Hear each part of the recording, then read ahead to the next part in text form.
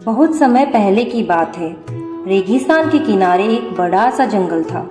उस जंगल के पास एक लंबी सी नदी बहती थी और उसी के किनारे एक ऊंट रहता था, शांत, मजबूत और सीधा साधा। वहीं पास में रहता था एक गीदड़, पतला दुबला लेकिन चालाक, चालू और शातिर। एक दिन दोनों की मुलाकात हुई। गीदड़ ने दोस्ती का हाथ बढ़ाया। भाई ऊंट, तुम तो इतने ताकतवर हो और मैं थोड़ा चालाक। हम अगर साथ हो जाएं तो दुनिया हिला सकते हैं। ऊंट ने मुस्कुराकर कहा, चलो कोशिश करके देखते हैं। धीरे धीरे दोनों में दोस्ती गहरी होने लगी। वो हर दिन साथ घूमते, बातें करते और जंगल की अलग अलग जगहों को एक्सप्लोर करते। एक दिन गीदड़ ने कहा, भाई ऊंट, नदी पार उस गांव में मीठे मीठे तरबूज लगे हैं, चलो वहां चलते हैं, मजा आएगा। ऊंट बोला, वहां जाना सही रहेगा क्या? अगर किसान ने देख लिया तो? गीदड़ हंसते हुए बोला, अरे तुम तो इतने बड़े हो और मैं हूं इतना छोटा, कोई हमें क्या कर लेगा? ऊंट मान गया। रात का समय था। चुपचाप दोनों नदी पार करके खेत में पहुंचे। ऊंट ने बड़े मजे से तरबूज खाने शुरू कर दिए। गीदड़ भी झाड़ियों में छुपकर मिठास का मजा ले रहा था। लेकिन तभी गीदड़ बोला, भाई मेरा खाना हो गया, अब तो मेरा गाना गाने का मन है। ऊंट ने चौंक कर कहा, गाना? अभी? अरे पागल हो क्या? किसान जाग गया तो हम दोनों की खैर नहीं। गीदड़ बोला, भाई देखो ये मेरी आदत है, खाना खाकर मैं हमेशा गाना गाता हूँ और आदतें वो कभी नहीं बदलती। कहकर गीदड़ ने जोर जोर से आवाजें करना शुरू कर दिया।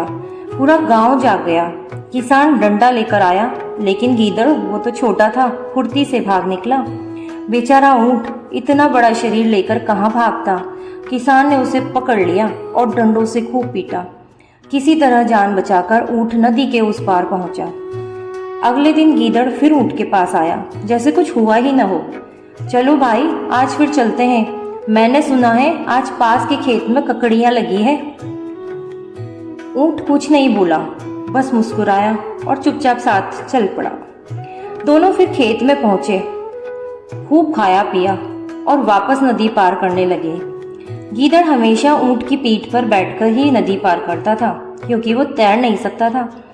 नदी के बीच पहुंचकर ऊंट अचानक बोला, भाई गीदड़, अब मेरी आदत है, खाना खाने के बाद मैं डुबकी लगाता हूँ और देखो आदतें कभी बदलती नहीं। कहते ही ऊंट ने जोर से डुबकी लगाई। गीदड़ पानी में गिर गया और डूबने लगा।